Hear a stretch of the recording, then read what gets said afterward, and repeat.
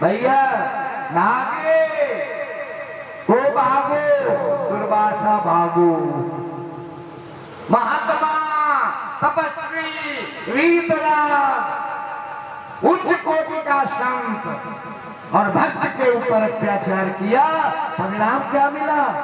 भागना पड़ा, बड़े बड़े को भागना पड़ा।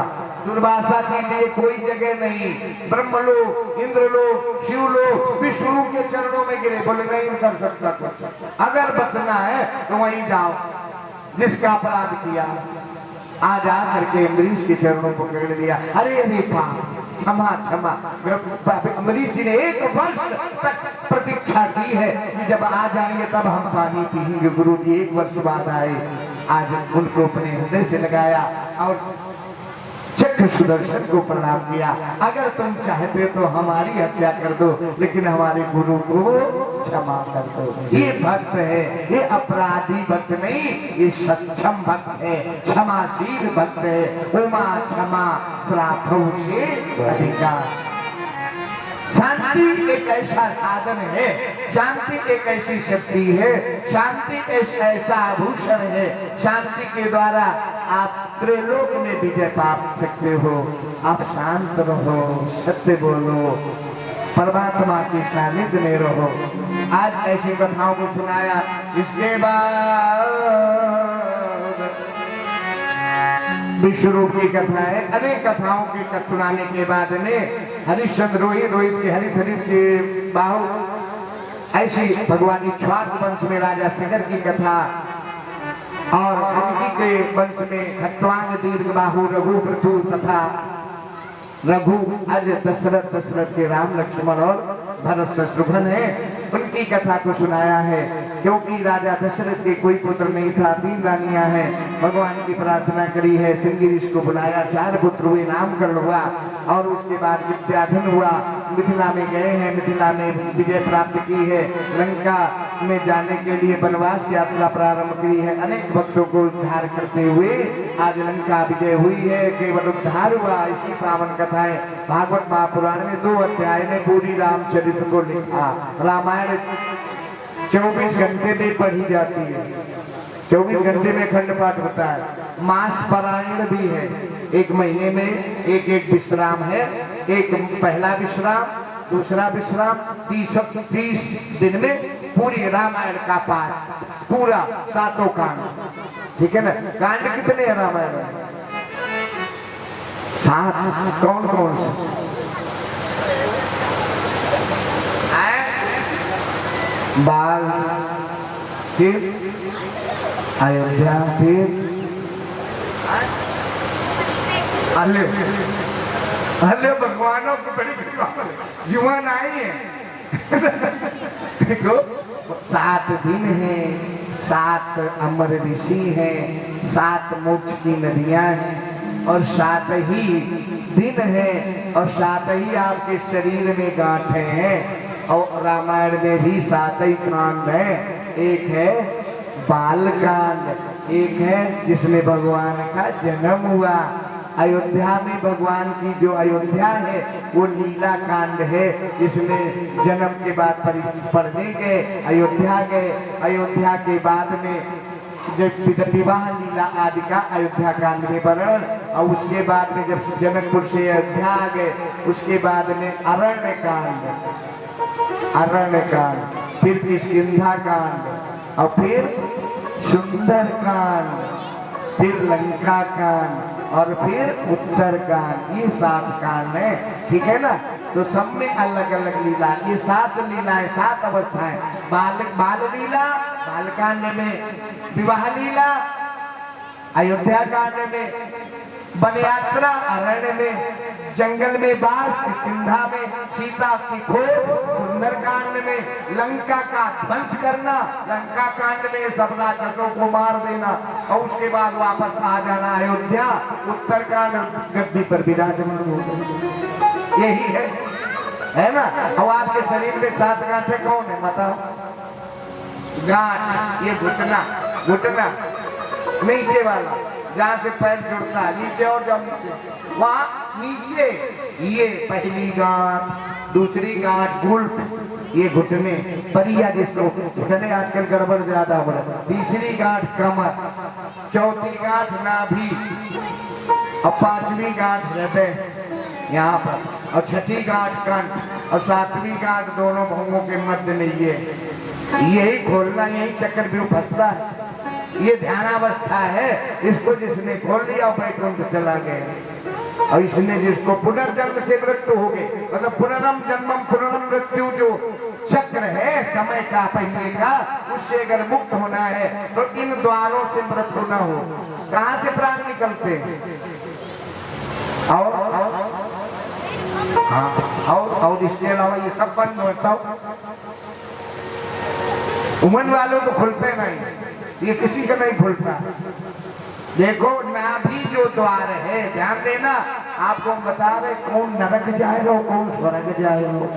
कहते पंडित जी का जा चुके तुम चाहता है? बोले ना, पंडित जी ने हमें बताई है, कैसी पहचानोगे? तो हमने पंडित जी से सीखो। बोले कैसे पता चलेगा? बोले जिस समय बालक गर्भ में रहता है तो उस समय भोजन करता है नाभि से, जो पेट में नारा होता है ना, वहां से माता के द्वारा जो भोजन मिलता वो खाता है। और उस भूतकाल को जन्म के बाद नारा छेदन संस्कार, जात कर्म संस्कार कर दिया गया। ये मुंह बंद कर दिया गया, बंद हो गया। अब इससे चलो, इसको खोलो। अब ये भी जब मरने के बाद बंद हो जाए तो फिर ये खोलना, तो तुम्हारा ये भी खुला रहा जिंदगी भर। और मरने के बाद मरे तो मुंह खोले, बंदे नहीं भूख।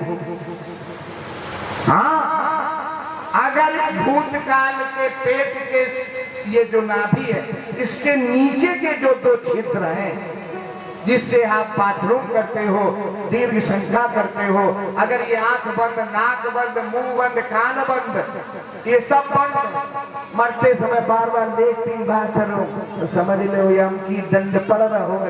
गाड़ी नहीं, बहुरिया लड़कन का, सबका दुनिया का, बिना गाड़ी के जमाने नहीं खुला तो समझ लो महाराज की दंड पड़ेगी तो खुलेगा नहीं, वही होगा बार बार लघु शंका, दीर्घ शंका, नरक जाए।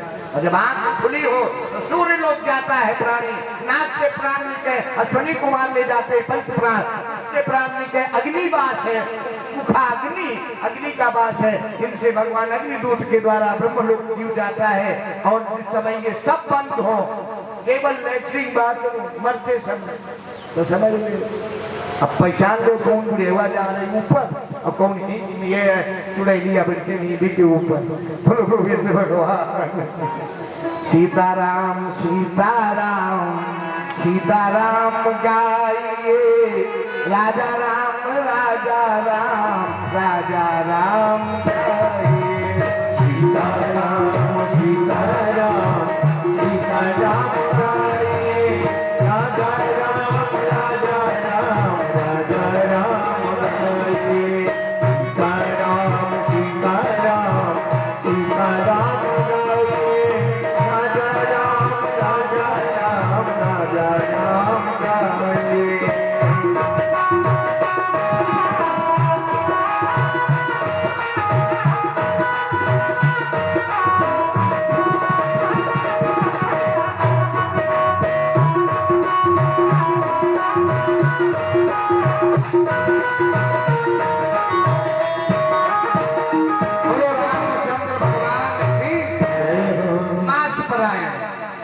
दिन में रामायण का पाठ और नवान पारायण, क्यों पंडित जी 9 दिन वाला, और एक श्लोक में भी पूरी रामायण। हाँ, जो दुर्गा सप्तशती है जिसमें 700 श्लोक, उसको 7 श्लोक में, भागवत को 4 श्लोक से 18,000 है ना।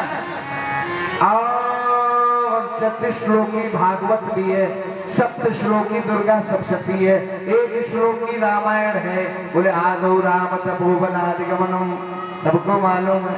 है ना। हत्वा मृगया कांचनम वैदेहीरणम जटायु मरणम सुग्रीव संभाषणम बालीन्द्रम समुद्रम लंकापुरीवाणम पश्चात रावण कुंभकर्ण हनम एतत् श्री रामायण। बोलो रामचंद्र भगवान की जय। राम की कथा, जब राम कथा हो तो 9 दिन रामायण कथा। यहाँ पर इतने समझो क्योंकि कन्हैया जी को लाना 7 बजने वाला, ठीक। इसके बाद राम वंश की कथा को पूर्ण किया गया। जनक की वंशावली है, ययाति की कथा है, भृगु वशिष्ठ की कथा है, महात्मा विश्वामित्र का जन्म वंशज है और परशुराम का जन्म कैसे हुआ उनकी लीलाओं को दिया, ययाति वंश का वर्णन है।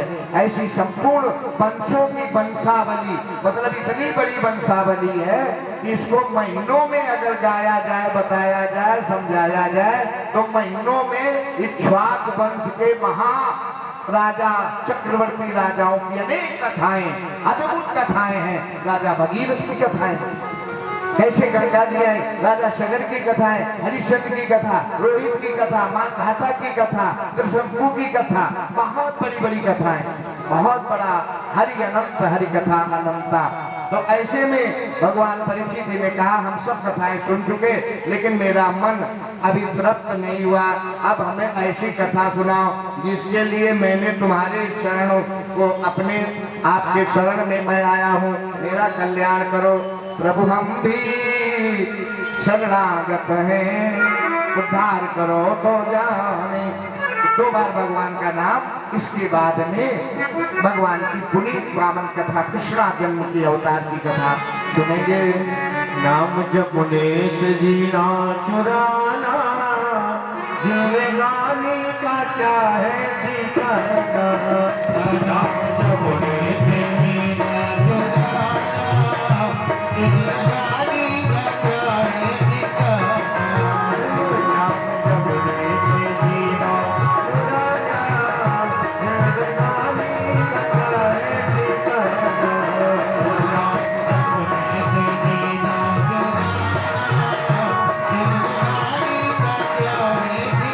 नाम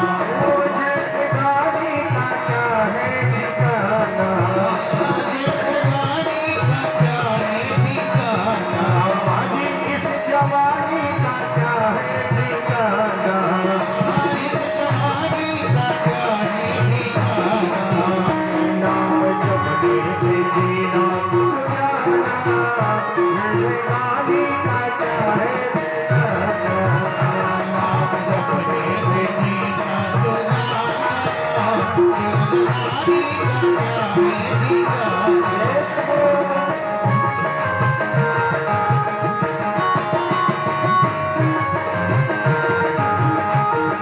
ना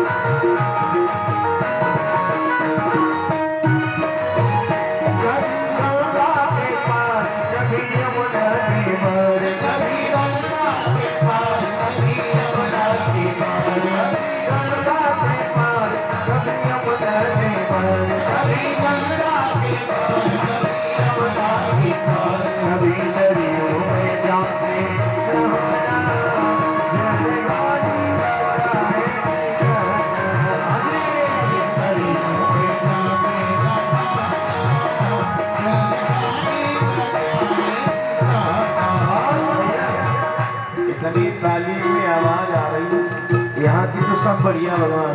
अब हमारे बिंदौर उत्तरी बोरा वो माताएं पता नहीं क्या सर में खुजलाती, खुजलाया और फिर बहुत देर बाद हाथ लगाया, बोले पकड़ में आया और पकड़ आने के बाद इसे उठाया और फिर रख के खट से आवाज लगाई।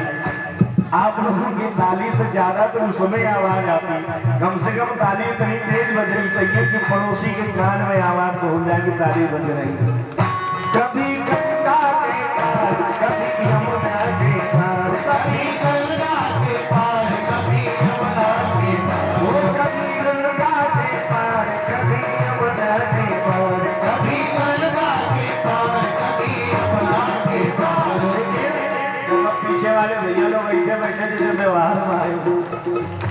अब देखो संदीप, आप हमारी माता बहनों की पीठ की फोटो ले रहे हो, इसको ला के आगे लगा दो ताकि चेहरा भी आवे। क्या बात है। कभी गंगा के पार, कभी यमुना के पार, कभी गंगा के पार, कभी यमुना के पार, कभी